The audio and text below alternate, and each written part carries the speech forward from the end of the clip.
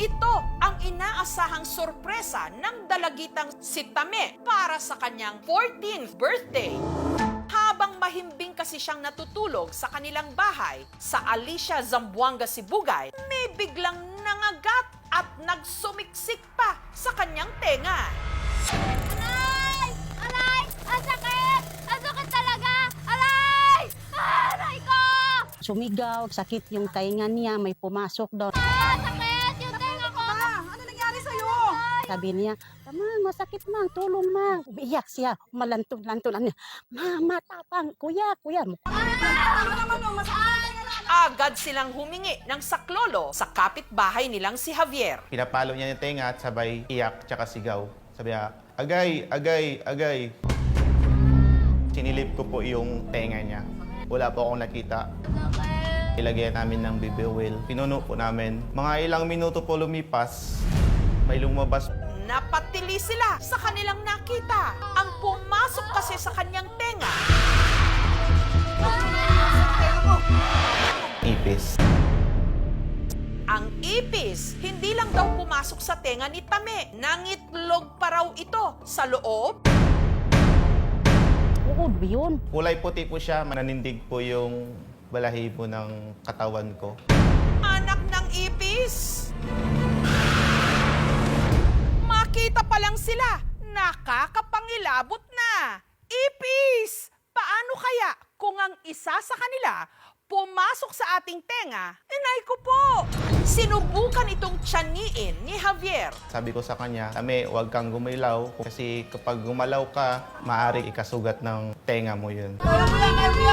Nakaawa ko sa paa ni Tami. Sabi niya, "Mang, tulong, mang, tulong." Malikot si Tami. Nung dahan-dahan ko po pinipihit tsaka hinhila, si Tame po, panay iyak po. Pero nung sinungkit na ni Javier ang ipis, ang katawan nito nahati. Akala ko po buong katawan na po yung sasama. Ang sumama po doon, yung puwet, tsaka nandun po yung buong itlog. Hanggang napansin na lang nilang nagkalat ang mga puting itlog ng ipis na ang iba pinangangambahang naiwan pa sa loob ng tenga ni Tame. Hala! Natakot rin po ako. Sabi ko, mabingi rin si Tami. Kamusta pakiramdam mo? Pakiramdam mo?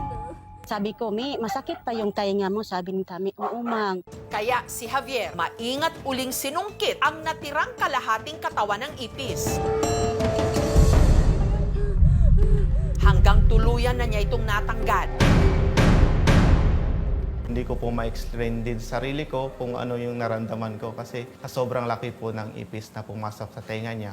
Si Tame natameme. Ang ipis kasi na pumasok at parang nangitlog pa sa kanyang tenga, nasa kalahating pulgada o half inch ang haba at 1/4 inch naman ang lapad. Nakita ko po yun, sir, nandiri po ako. Iyak-iyak na rin ako. Sabi ko, tulungan niyo ako rin, tulungan. Sabi ni Aber, natakot rin po ako. Nagdugo yung tainga ni Tami.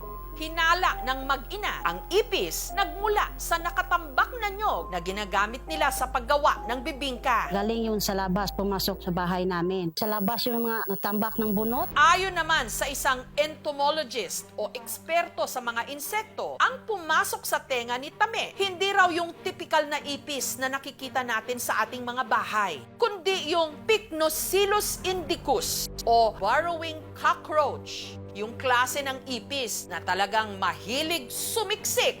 Nabubuhay ang mga ito sa buhaghag at mabuhanging lupa o hindi kaya sa mga basurahan. May kakayahan din daw ang mga itong maghukay. Sa gabi, doon sila maglalabasan, active na mag-hunt. So kapag ka nagdidig siyang ganun, so pwedeng dahil sa sobrang small opening, may tendency po na nasugatan din yung tissue sa tenga ng bata. Dahil nga yung legs ng mga ipis ay merong mga spines, pwede pong yun ang nag-cause ng irritation at bleeding.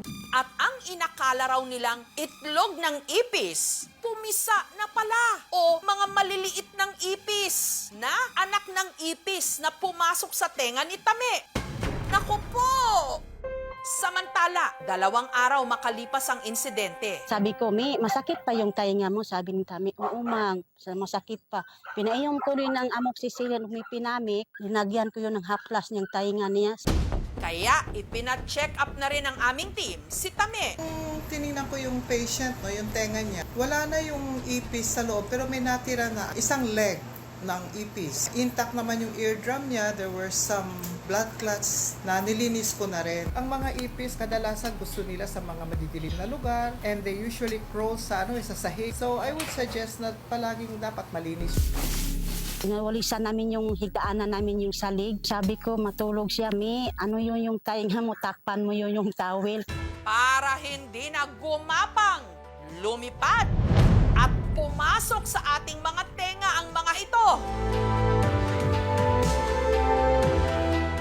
Dapat ang ating paligid laging malinis.